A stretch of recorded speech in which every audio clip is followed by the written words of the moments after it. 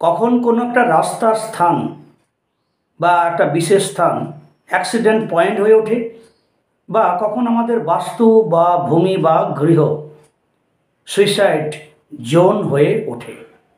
শাস্ত্রসম্মত লৌকিক এবং অলৌকিক ব্যাখ্যা নিয়ে আমি অরূপ লেভি আপনাদের সঙ্গে। প্রথমে আমরা বাস্তু নিয়ে বলি, যে একদম ছোট্ট করে বলি, ক্লিপ না করে দেখবেন, যেটা আমাদের বাস্তু তাকে বাস্তু পুরুষ বলা হয়।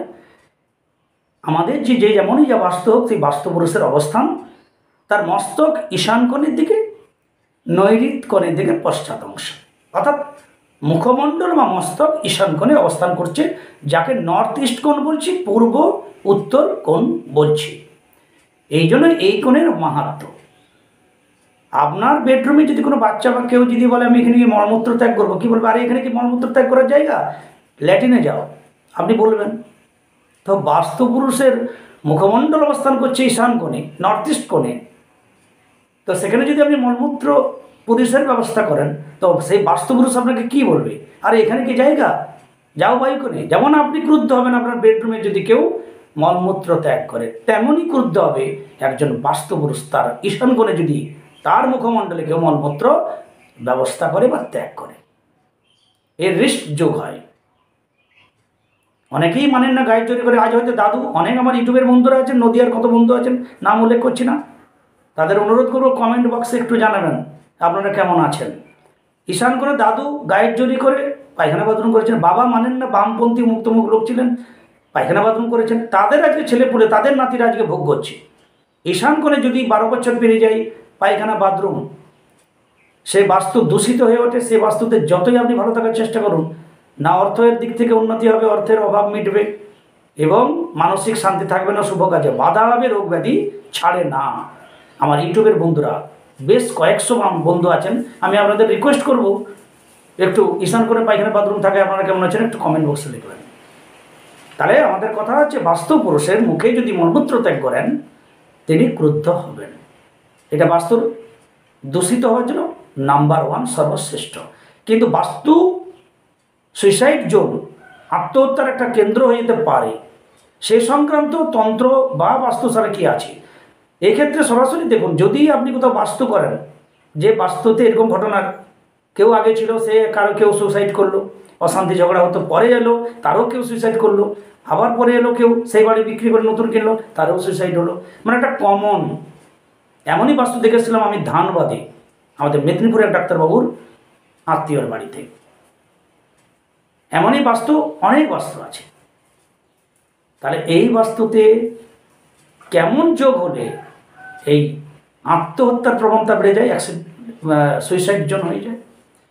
আপনি যদি কোথাও বাস্তু নতুন জায়গা কিনে বাস্তু বাড়ি করেন, এক্ষেত্রেও এটা আপনার নজরদারি রাখা উচিত। এই বিষয়টাকে মাথায় রাখবেন। আর যাদের বাড়িতে ঘটনা ঘটছে তারা বাড়িতে চতুর্দিকে যেভাবে বলছি একটু লক্ষ্য করে দেখুন। আপনার ঈশান কোণ বললাম যে আপনার বাস্তুর মধ্যে ঈশান কোণ হচ্ছে বাস্তু পুরুষের মুখমণ্ডল। সেই মস্তকের স্থানটাকে শুদ্ধ রাখা উচিত। দেবতার উপাসনা, দেবগৃহ নির্মাণ করা উচিত। মলমূত্র পুরুষের জায়গা করা উচিত নয়। করলে গায়ের জড়ি হবে, ফল ভোগ করবে পরের প্রজন্ম। করছে আমার হাজার হাজার বন্ধুরা। দ্বিতীয় পয়েন্ট, যদি আপনার বাস্তুর কেন্দ্র ঈশান কোণের সেন্টারে বা ঈশান কোণে বা পূর্ব দিক ধরে বা আপনার বাস্তুর থেকে দূরে কোথাও 100 মিটারের মধ্যে কুলো বৃক্ষ, বট আছে বা অশ্বত্থ বৃক্ষ বা বেল গাছ আছে বা তেঁতুল গাছ আছে, এগুলো সবই কুলো বৃক্ষের মধ্যে। এই গাছ আপনার বাস্তুর ঈশান কোণে বা পূর্ব দিকে আছে এবং আপনার নৈঋত কোণে বা দক্ষিণ পশ্চিম কোণেও আছে। আপনার বাড়ির মধ্যে হতে পারে, বাস্তুর মধ্যে বা বাস্তু থেকে 50-100 মিটার দূরে।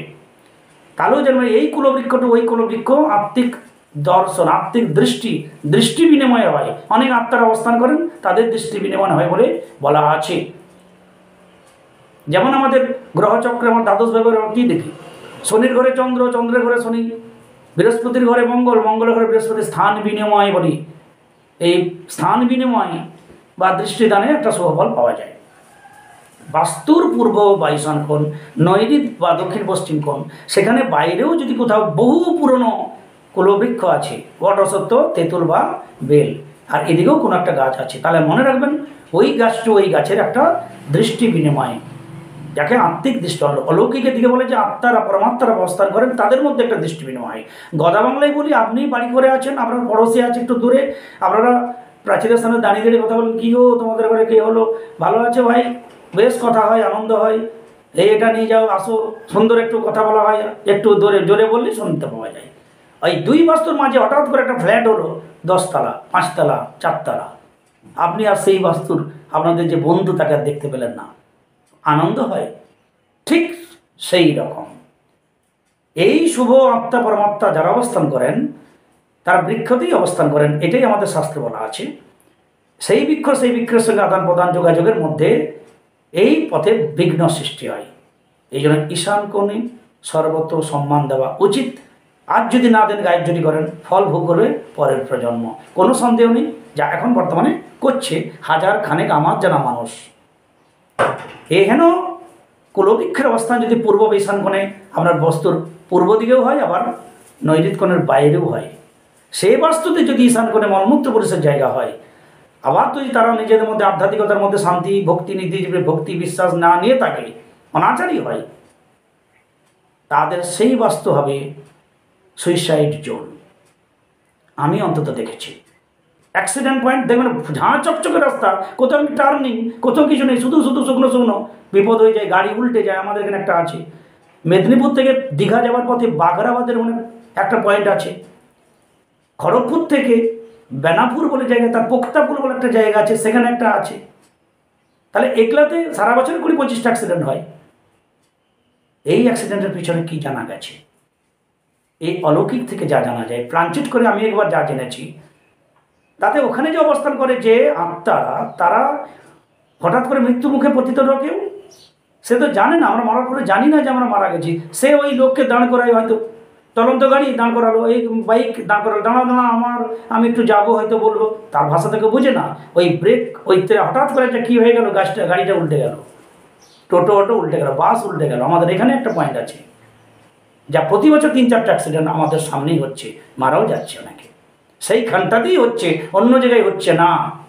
আপনি বিশ্বাস করুন চাই আর না করুন, আপনাদের এলাকাতেও এ ধরনের পয়েন্ট আছে, যাকে অ্যাক্সিডেন্ট পয়েন্ট বলা হয়, ওখানেই বেশি দুর্ঘটনা ঘটে।